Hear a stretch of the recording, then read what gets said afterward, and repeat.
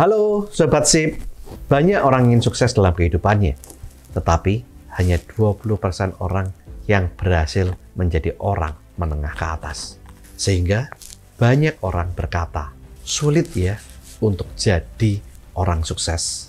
Dan banyak sekali orang-orang yang menyerah dalam perjalanan menuju kesuksesan. Saya pun juga pernah mengalami kondisi yang sama saat berjuang dari nol menuju impian dan visi besar saya. Dalam video ini, saya berbagi tentang 3 sumber tenaga yang saya temukan agar saya bisa bangkit dari keterpurukan dan menjadikan halangan, rintangan, dan permasalahan saya sebagai batu pijakan untuk meraih impian dan visi besar saya serta meraih kesuksesan.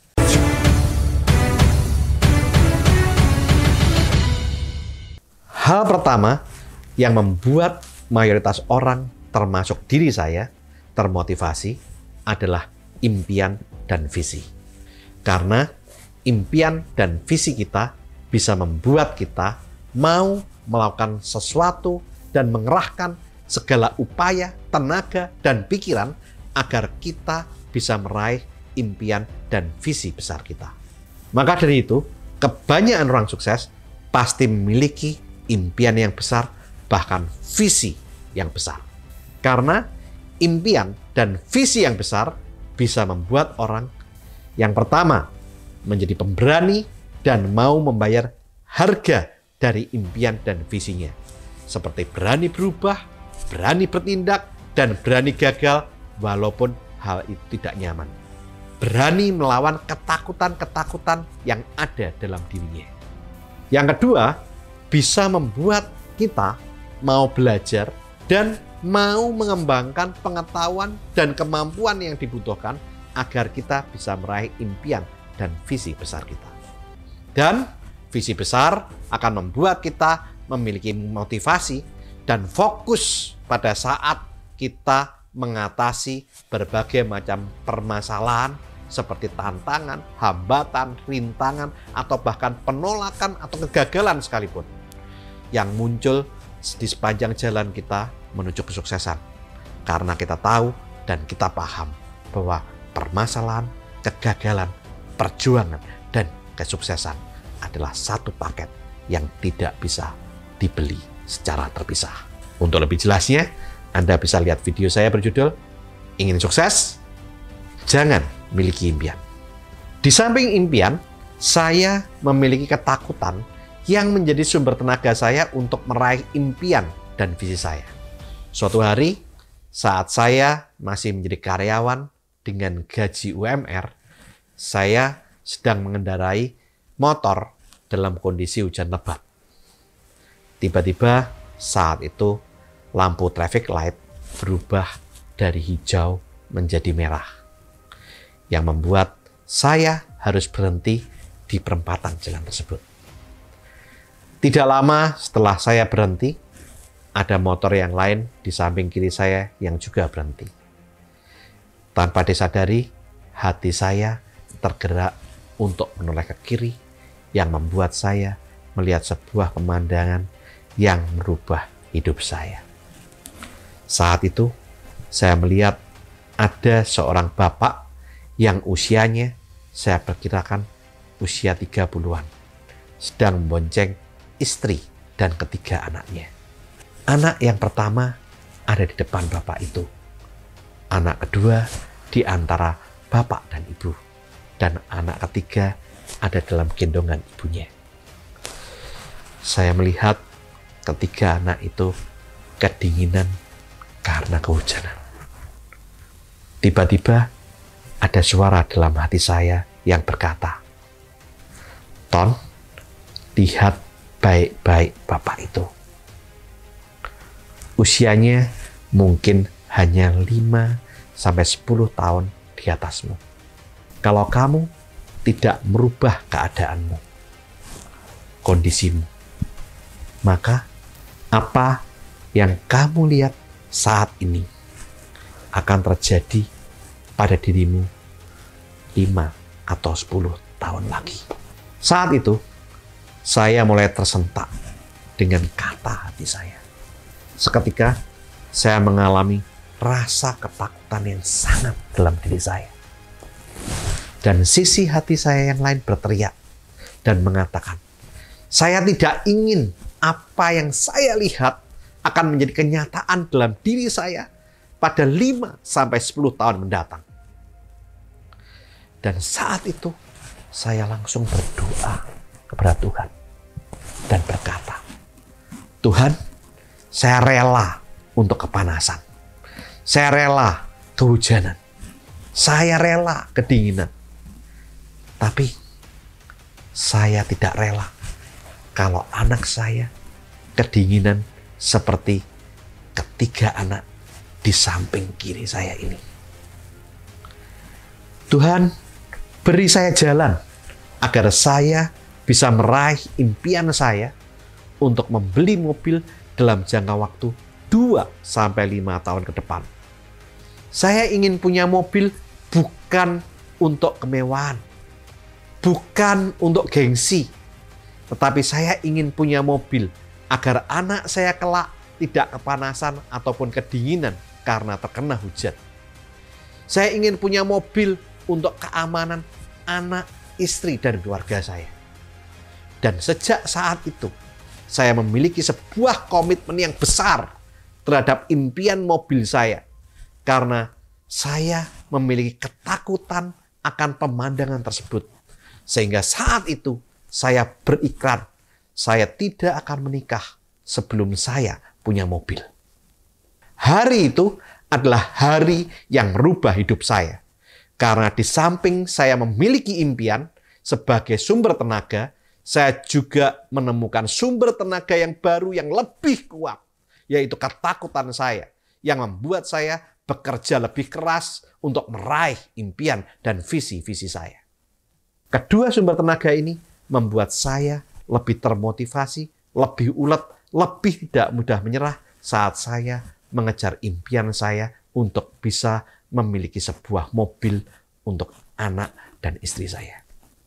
Sumber tenaga ketiga yang saya temukan adalah kemarahan dan dendam positif. Suatu hari, saat saya sedang mengejar impian saya untuk memiliki mobil, saya mendatangi salah seorang saudara saya. Saya pergi ke rumah kakak sepupu saya untuk menawarkan sebuah kerjasama bisnis. Saat itu terlihat kakak sepupu saya tidak begitu berminat. Tapi sebagai seorang pengusaha, saya tidak menyerah. Saya harus ulet. Dan saat itu saya meminjamkan sebuah map yang berisi beberapa informasi tentang bisnis yang saya tawarkan kepada kakak saya untuk dipelajari lebih lanjut oleh kakak sepupu saya. Dan saya berjanji untuk datang kembali 2 hari ke depan. 2 hari kemudian, saat sore hari, sepulang saya kerja dari kantor, saya kembali mendatangi rumah kakak sepupu saya. Saat itu, cuaca sedang hujan. Sebenarnya, saya lebih nyaman kalau menelepon kakak sepupu saya untuk menunda kedatangan saya ke rumahnya karena kondisi hujan lebat.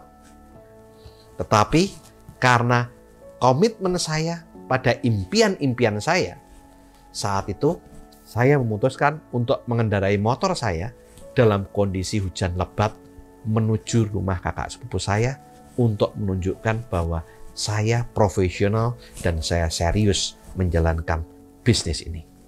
Setiba di rumah kakak sepupu saya memencet bel rumahnya untuk dibukakan pintu. 1 menit lamanya tidak ada yang buka pintu. 2 menit, 3 menit saya tunggu. Tetap tidak ada orang yang membukakan saya pintu. Saat itu saya melihat mobil kakak sepupu saya ada di carport depan rumahnya. Hal ini menunjukkan kalau kakak sepupu saya sedang ada di rumah. Sehingga saya mulai mengetuk pintu pagar dengan gembok pagar rumahnya. karena saya pikir mungkin belnya sedang rusak. Sampai beberapa saat saya mengetuk dengan gembok, tidak ada tanda-tanda saya dibukakan pintu. Saya masih berpikir positif. Mungkin kakak sepupu saya tidak dengar. Agar saya bisa mengetuk lebih keras, saya mengambil sebuah batu dan mengetuk pintu pagar rumahnya dengan lebih keras. Tidak berapa lama kemudian, kakak saya keluar rumah dengan wajah yang masam. Sambil bersungut-sungut, dia membawa map informasi yang saya pinjamkan dan memberikannya kepada saya lewat pintu pagar sambil berkata, "Aku tidak tertarik, Ton, dan bisnis ini tidak mungkin jalan, Ton." Tanpa dia membuka pintu pagar. Dan saat map itu saya terima, dia langsung membalikkan badan dan langsung masuk ke dalam rumah tanpa menoleh sekalipun kepada saya. Dan dia menutup pintu rumahnya dengan keras. Saat itu, saya hanya bisa terpana dan termenung di depan rumahnya selama beberapa saat. Saya baru tersadar saat air hujan yang awalnya terasa tawar berubah rasa menjadi asin. Tanpa terasa, air mata saya mengalir. Saya menangis tanpa saya sadari. Saya syok. Saya terpukul. Saya merasa terhina.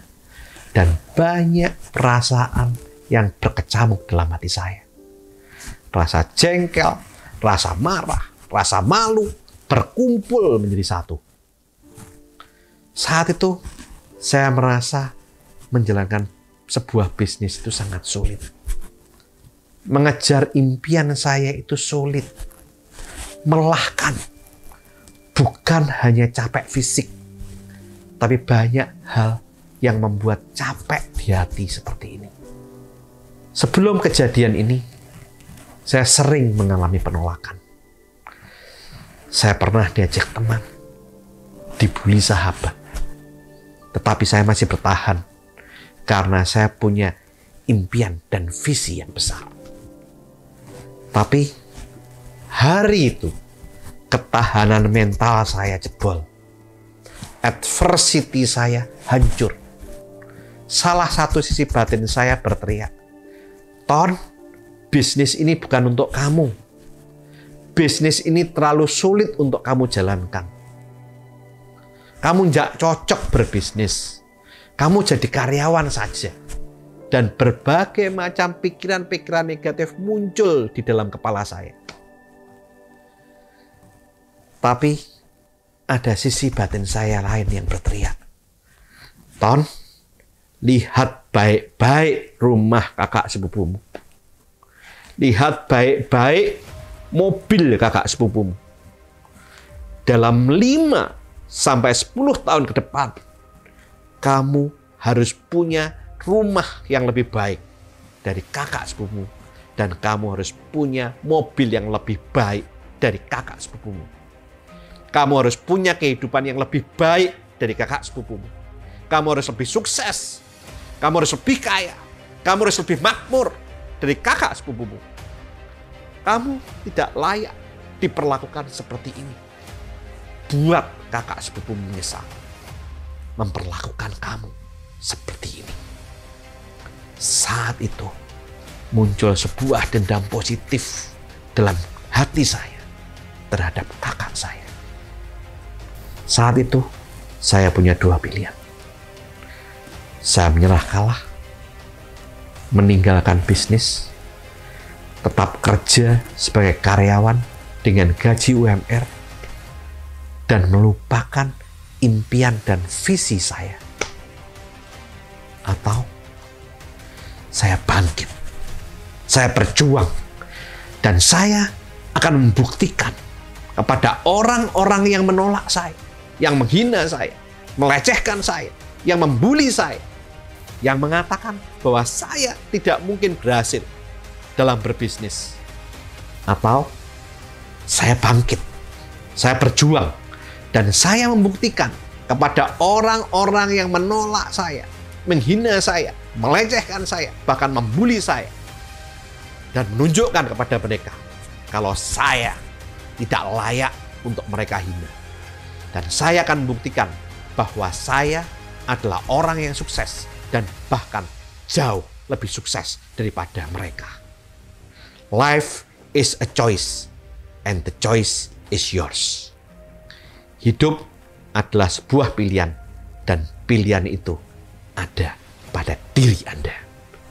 Hari itu, dalam kondisi hujan lebat, memang saya tidak mendapatkan kerjasama bisnis. Tidak ada penjualan produk. Tapi hari itu, saya mendapatkan suatu hal yang jauh dan jauh lebih berharga. Yaitu, hari itu saya mendapatkan sumber tenaga baru. Yaitu kemarahan saya dan dendam positif saya. Sejak kejadian itu, saat saya mendapat penolakan, saat saya menerima halangan dan rintangan dalam proses menuju kesuksesan, saya menjadi lebih tangguh, lebih kuat, dan lebih komitmen untuk mewujudkan impian saya. 7 tahun setelah kejadian itu, saya diundang ke pesta salah seorang saudara saya yang lain. Tanpa disengaja, saat pulang, saya bertemu dengan kakak sepupu saya di tempat parkir mobil. Saat itu, mobil kakak sepupu saya parkir persis di depan mobil saya, dan saya tidak menyadarinya. Saya baru sadar saat saya sedang mau masuk pintu mobil. Kakak sepupu saya berteriak menyapa saya. "Hei Ton, wah, kamu sudah jadi bos besar ya sekarang." Sapaan itu membuat saya tersentak dan menoleh pada kakak sepupu saya. Sapaan itu membuat saya kaget dan menoleh ke arah kakak sepupu saya. Saat itu, saya melihat kakak sepupu saya masih menggunakan mobil Isuzu Panther yang sama dengan yang dikendarai dia 7 tahun yang lalu. Dan saat itu, saya sedang mengendarai mobil Mercedes-Benz E-Class terbaru yang baru 2 bulan saya beli. Saya kemudian sebagai seorang adik menghampiri kakak saya. Dan kakak saya pun datang menghampiri saya. Saat dia berjalan menuju mobil saya, dia berkata, "Ini mobilmu ya?" Saya hanya tersenyum. Kemudian dia berkata, "Ton, kalau sudah jadi bos besar, ingat dong dengan kakakmu. Kalau punya bisnis, bagi-bagi dong dengan kakakmu." Tanpa disadari, pikiran saya flashback pada kejadian 7 tahun yang lalu. Saat saya kehujanan berada di depan rumahnya. Saya masih teringat jelas bagaimana dia menyerahkan map informasi dan berkata, "Aku tidak tertarik, Ton. Bisnis ini tidak mungkin jalan." Tapi saat itu saya mengontrol diri saya dan saya berkata kepada kakak saya, "Kak, sebagai adik, saya tidak pernah lupa dengan kakak saya. Saya sudah pernah kok nawari kakak bisnis yang membuat saya bisa membeli mobil ini 7 tahun yang lalu." Hal yang mengejutkan saya adalah dia berkata, "Masa? Kapan kamu pernah nawari aku bisnis? Kapan?" Kemudian saya ingatkan kembali. Kakak masih ingat, saya pernah ke rumah kakak 7 tahun yang lalu. Yang produk dan bisnisnya kamu bilang tidak mungkin bisa jalan dan kamu tidak tertarik. Saya sebutkan beberapa produk yang bisnisnya saya tawarkan pada kakak saya saat itu. Dan saat saya mengingatkan dia, akhirnya dia ingat. Dan kakak saya mengatakan, "Oh, yang itu. Mana mungkin kamu bisa sukses beli mobil ini dari bisnis itu. Jangan bohong kamu. Saat saya melihat ekspresi dia saat mengucapkan hal itu tentang bisnis saya, emosi saya tiba-tiba mendidih. Dan saat itu saya merubah wajah saya. Saya merubah tatapan saya dan bahasa tubuh saya menjadi lebih serius. Dan saya mengatakan ke kakak saya bahwa mobil ini memang saya beli dari bisnis tersebut. Dan melihat perubahan wajah dan bahasa tubuh saya yang menjadi serius, kakak saya terperanjat dan berkata, "Hebat ya kamu bisa sukses dari bisnis itu. Aku salut sama kamu. Kamu betul-betul luar biasa. Tidak banyak orang yang bisa sukses seperti kamu." Saat itu saya berusaha mengendalikan emosi dalam diri saya. Dan kemudian saya bilang sama kakak saya, "Kak, kalau kamu berubah pikiran saat ini dan kamu mau untuk mencoba melakukan bisnis ini sekarang, aku bisa bantu kamu dan aku yakin kok kamu juga bisa sukses. Kamu juga bisa punya mobil seperti ini." Tetapi kakak saya mengucapkan 1001 macam alasan. Mulai dari bisnisnya, produknya, kondisinya dia saat itu, tentang keluarganya, dan berbagai macam hal yang lain yang mengatakan bahwa dia tidak mungkin bisa berhasil kalau dia menjalankan sebuah bisnis.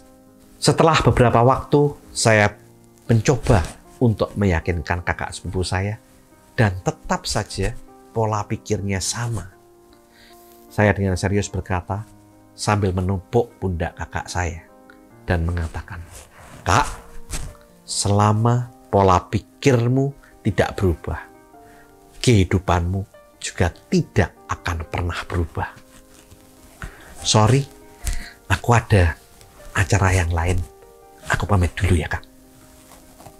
Saya kemudian masuk mobil dan mulai mengendarai mobil Mercedes-Benz ikhlas saya secara pelan-pelan sambil melihat spion, melihat ke arah kakak saya. Dan saat itu dia tidak beranjak dari tempatnya. Dia melihat mobil saya sampai saya menikung di sebuah tikungan. Saat itu tiba-tiba muncul perasaan ringan dalam hati saya tanpa saya sadari.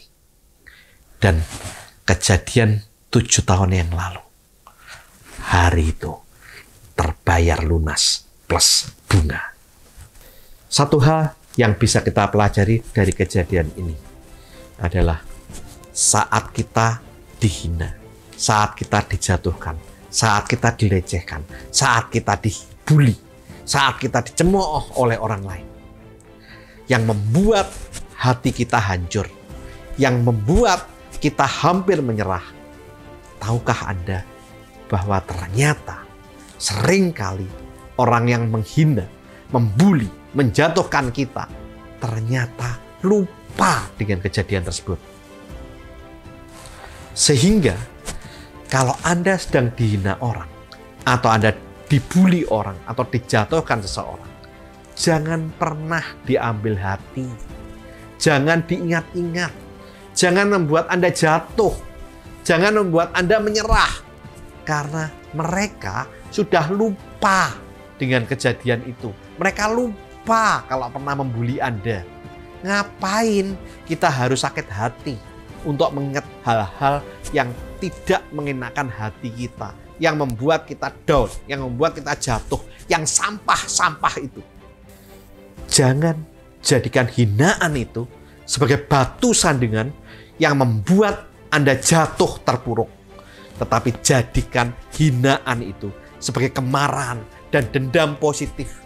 Dan jadikan itu sebagai sumber tenaga serta batu pijaan untuk Anda meraih impian, meraih visi, dan meraih kesuksesan Anda.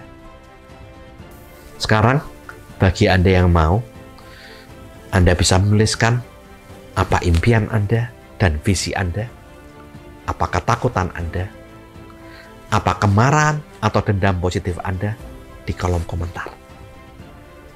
Dan Anda buat salinannya, Anda taruh di samping kaca Anda yang bisa Anda baca setiap hari. Dan jadikan impian, ketakutan, dan kemarahan Anda sebagai sumber tenaga Anda untuk meraih impian-impian dan visi-visi besar Anda. Dan lakukan terus saving, investing, protecting agar hidup Anda makin sip. Saya, Tony Hermawan Adikaryo. Sampai jumpa di puncak kemakmuran.